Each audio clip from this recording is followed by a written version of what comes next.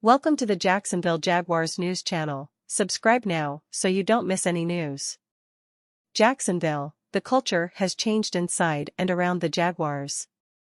As Trent Baalke saw it, that was clear as the Jaguars surged to the end of the 2022 regular season into the postseason. The city and fans embraced the team. The team embraced back. And that effect is still being felt. It's a great community, and I think that the players got a real taste of what that community can offer, Baalke said. Baalke, entering his third season as the Jaguars' general manager, spoke to the media this week at the 2023 NFL Scouting Combine. Head coach Doug Pederson did, too. Both spoke of an improved culture in and around the team, and the importance of that improvement as the team moves from a memorable/successful 2022 AFC South Championship season into the future. That's what we're trying to establish, said Pederson, who talked often upon his hiring last offseason of the need to change and establish a strong culture. We're trying to establish the winning culture where players want to stay. I think in the past people probably wanted to jump ship and go somewhere else. You probably don't blame them, right? You want players to want to come to Jacksonville as a free agent. Obviously, draft picks don't have a choice, but when they come, you want them to feel a part of it and feel like this is going to be home for a long time. Those are things that I think about, especially last offseason before the program started and how I was going to address the team. A few factors about the 2022 culture change were particularly striking.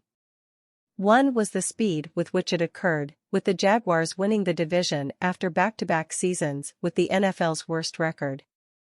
Another was that many players key to the change were veteran free agents. The Jaguars the last two off-seasons signed as free agents, frontline contributors such as tight end Evan Engram, 2022, wide receivers Christian Kirk, 2022, and Zay Jones, 2022, defensive lineman Roy Robertson-Harris, 2021, defensive lineman Arden Key, 2022, safety Rayshawn Jenkins, 2021, linebacker Foy Oluokun, 2022, and offensive guard Brandon Scherff, 2022.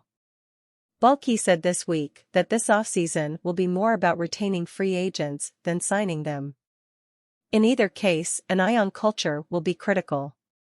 We went 2 years deep into free agency, back-to-back, Baalke said.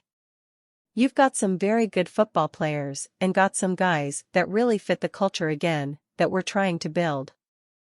Doug and the staff have done an excellent job in building that culture, and we want to make sure that the players that we keep or add fit and believe in what we're doing in Jacksonville.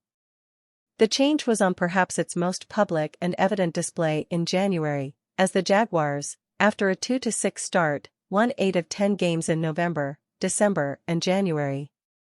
They capped that streak first by rallying from a 10-point deficit to clinch the AFC South title with a 20-16 home victory over the Tennessee Titans, then following that by rallying from a 27-0 deficit for a 31-30 home victory over the Los Angeles Chargers in an AFC divisional playoff. Look at the last 2 games of the year, how electric that stadium was and filled with Jaguar fans, Baalke said. The players seeing that, getting a feel for us within the organization who haven't been a part of it that long, was inspiring, and it's our job to put a product out there that the fans want to come and see. That's where we're at right now in building the 2023 roster. And that was today's video. Until next time.